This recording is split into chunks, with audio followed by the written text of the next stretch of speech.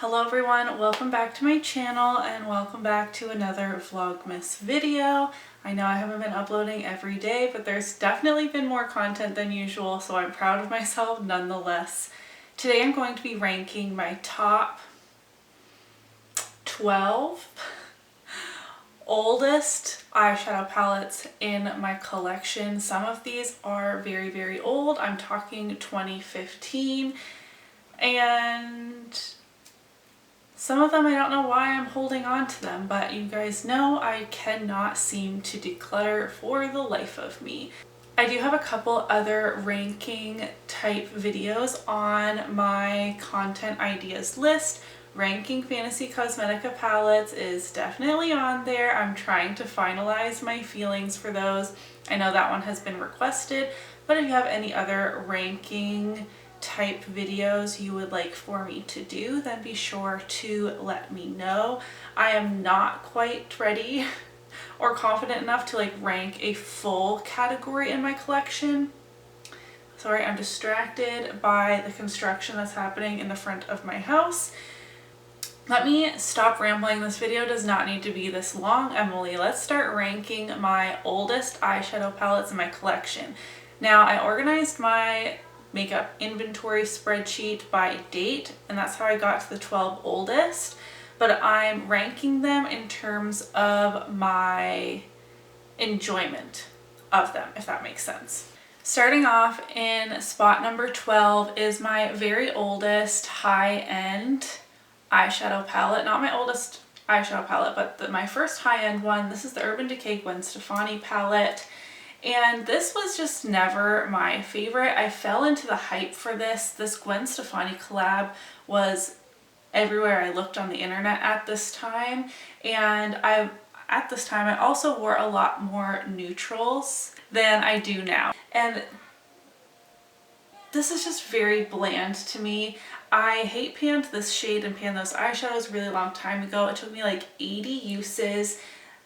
The quality of these shadows just are not my favorite. There are certain shades I still like to this day, which is why I keep it. And also, this was a gift from my mom. It being my first high-end palette, I'm just feeling like a sentimentality to this, but this is the palette I enjoy the least. Next up, spot number 11, I have to put my Wet n Wild Walking on Eggshells trio. Not only is this super duper old, all these ones are, so I'll try not to say that every time, but there's only 3 shades and I only like 2 of them. I really don't like this crease shade, this bronzy shade, not just because I don't like shimmers in my crease personally, but I just don't like that shade, period. I don't like it on my lid either. I get use out of it on my lower lash line when I have this palette pulled out. I am trying to hit 100 uses on here.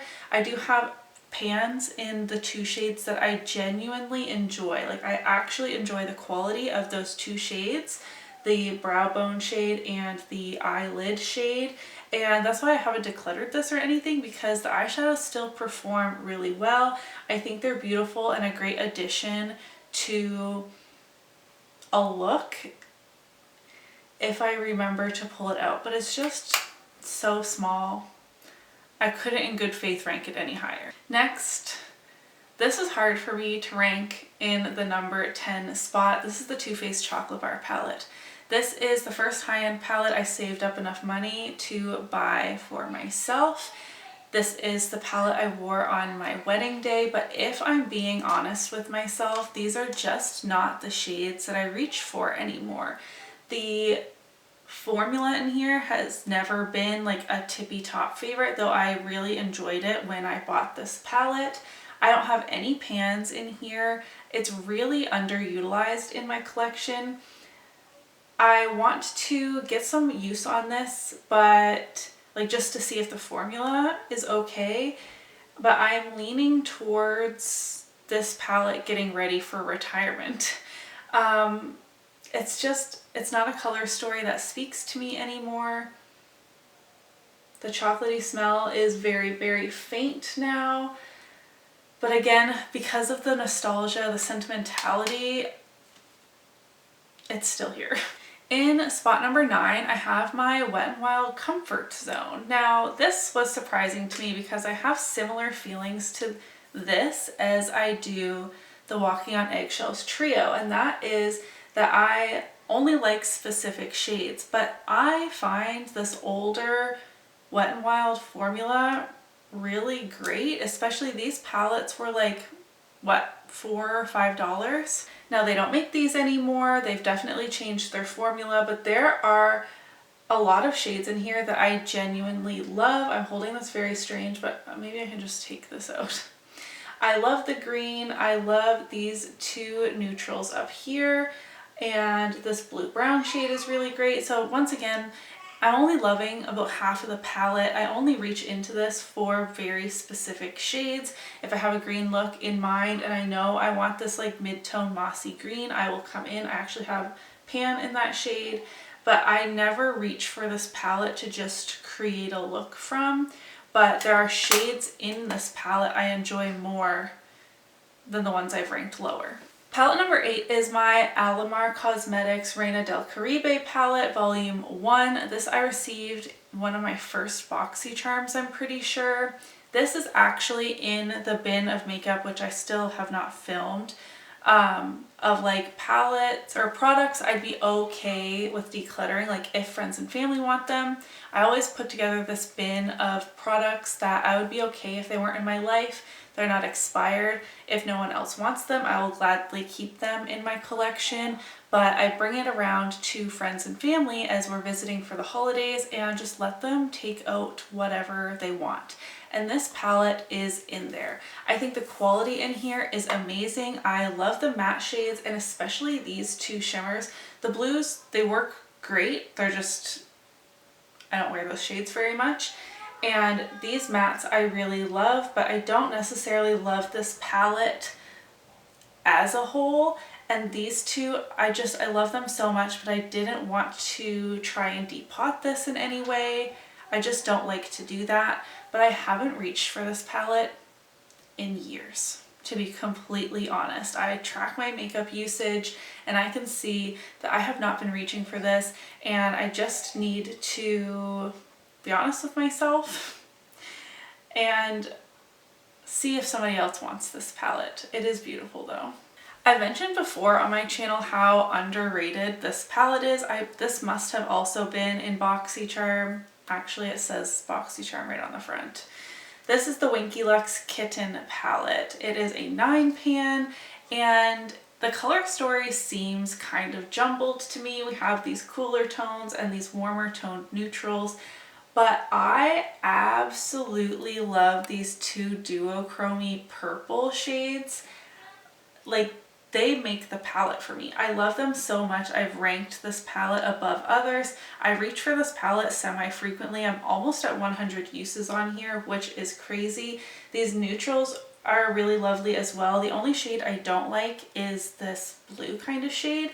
Now I feel like I'm hating on blues. I actually love blue eyeshadow, just the tones or the quality of the ones I've been pointing out just haven't been for me, haven't been my favorite.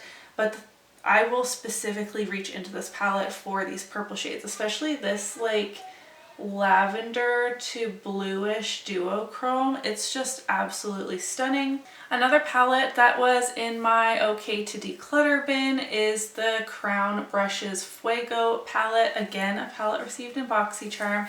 Now the color story in here is very similar to a palette I have ranked a bit higher, but this is another one. I love reddish neutrals. I think that this colorway is very flattering on my skin tone. This is a beautiful like reddish goldy shifty shade. The quality in here is good. I really enjoyed my time with this palette, but again, similar to the Alamar one, I can see in my spreadsheets I have not been reaching for this. I've been prioritizing other warm tone neutral palettes, and again, I really like this palette. I don't think it's garbage, but if somebody else wants it, they can totally have it. You know what I mean? I just feel like I don't need this in my life. This is very similar to like Urban Decay Naked Heat. So I'm ranking this above others just because I like warm tone neutrals more and I like the entire palette here, but it's still not a favorite. The Crown Fuego and the Pretty Vulgar Nightingale palette were kind of flip-flopping in my list, but I decided to put this one ahead. This is a cool tone neutral palette that I'm actually currently working on in Project 10 Uses, and I forgot how good quality this is. I gravitate towards warm tone neutrals more than cool tone neutrals, but I think the quality of this palette is much better, and I do like cool tones as well. It's not that I stray away from this color story. I don't know why I'm over explaining this. The quality in here is fantastic. Once again, I feel like this palette is really underrated, even within my own collection. And I mentioned this in my Project 10 Uses, that I think it has something to do with the layout. It's this bird cage theme. It's very beautiful, but it's not that pleasing to my eye. I wish the pans were just like traditional, whether they be circles or squares or rectangles, whatever, and like laid out in a better way. For me personally, I don't visually like this, but I like the quality of these shadows and I like the actual colors contained in here. So that is why this one is ranking at number 5. This is bad. I should have actually wrote them down on a piece of paper instead of just having a stack over there, because now I'm confused. You guys will know the number. Okay, coming in the number 4 spot, again, looking at my palettes, I really thought in my head that this would be higher, to be honest, and that is the ColourPop Dream Street palette in collaboration with Kathleen Lights. Yes, I still have mine. You guys, these palettes are old. I loved this palette so much, but now as it's aged, the quality has gone down, specifically in shimmer shades, but I still absolutely love Shooting Star. What do we have here? Magical, Water Bearer, Moony, Elfish, and Mermaid Boy, but like these two specifically, Stardust and Twinkle, I feel like have declined in quality, and a little bit of Sweet Dreams as well. So I don't love this palette as a whole as much anymore. Half the shades are still performing just fine, just perfectly as they always have. My God, that happens in every single video. I've started leaving it in instead of cutting it out. I don't know why my collarbone, I don't know, it does that. Anyways. Oh, I'm in a weird mood. Because this entire palette is still not as top quality, it did kind of get knocked down a few pegs from what it would have been if I ranked this even a couple years ago, but I still really love and cherish this palette. Coming in the number 3 spot is a throwback that I wasn't even expecting, and that is my BH Cosmetics Weekend Festival palette. This used to be a tippy top favorite for me. This is one of my, actually looking at what I have over here, this might have been my only like true colorful palette. Now there are neutrals in here, and I feel like a lot of people comment on that when they share this palette, but for me, especially like the center row with the aqua, the purples, we have a pink over here, and these pinky neutrals is what I gravitated towards the most. Like when I pulled out this palette, I wanted to do something blue or something purpley pink, and I feel like I didn't use the neutrals as much as others did.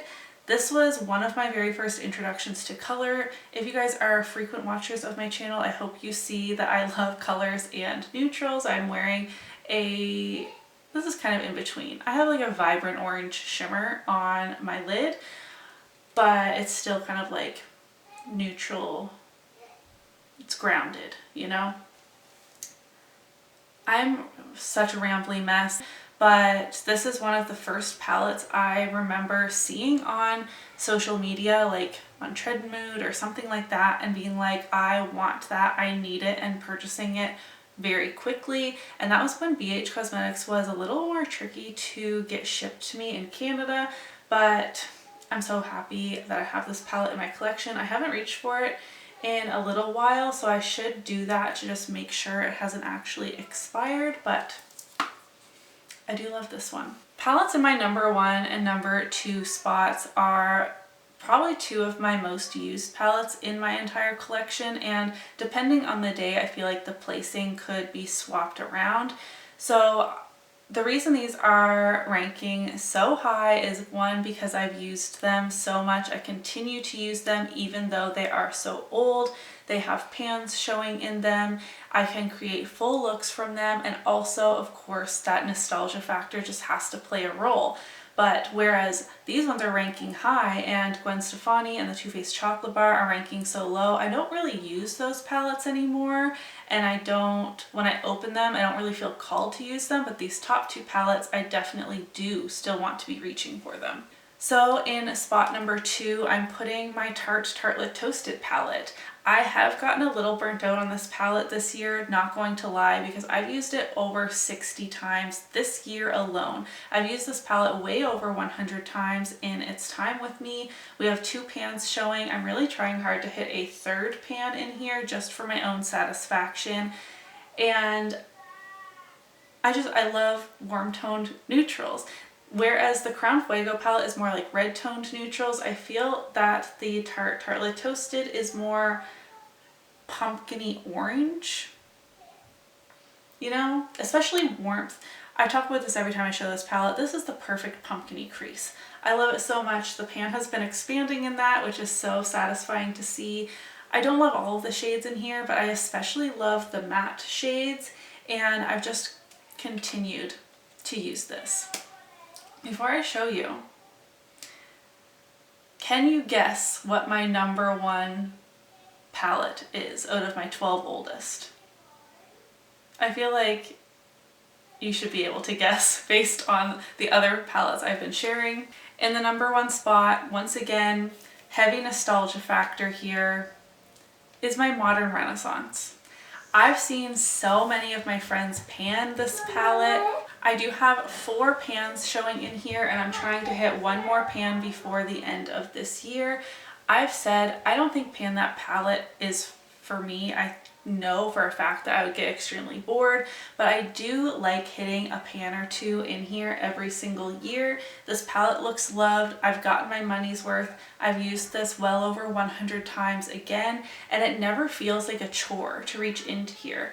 I don't know why, but the color story has just always worked for me. Color stories have evolved. They've definitely improved. Eyeshadow quality especially has improved since this palette came out, and ABH is nowhere near my top 5 eyeshadow formulas, yet I still love this palette. And just to reiterate, it's a heavy nostalgia factor that plays into this, and like if this broke or expired, I wouldn't rebuy it, but for it being as old as it is, I'm still reaching for it year after year and having a great time doing it. So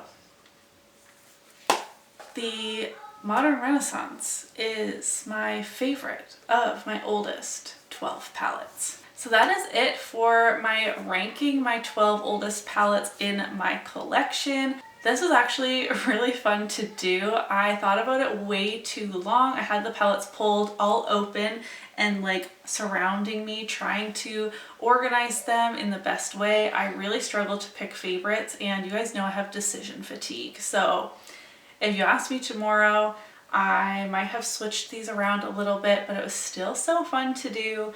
You'll have to let me know what is your favorite old palette in your collection. None of these would be my top favorite palettes in my entire collection, but out of your oldest palette, which ones are your favorites? I would love to chat with you in the comments. Don't forget that though it is Vlogmas, I haven't been uploading every single day, but there has been lots of content going up both on this channel and on my second channel. If you are interested in reading, I would love to see you over there as well. Give this video a thumbs up if you did enjoy it, and I will see you in my next one. Bye!